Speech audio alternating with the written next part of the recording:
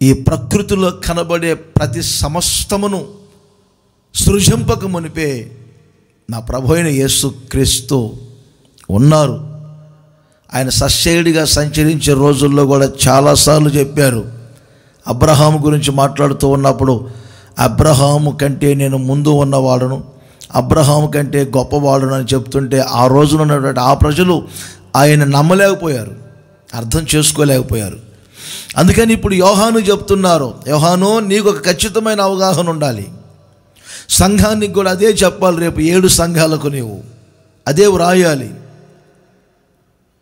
ఈ సంఘాలకు వ్రాస్తున్నప్పుడు కూడా దేవుడు పరిచయం చేసుకునేటప్పుడు ఇలాగే పరిచయం చేసుకుంటున్నారు.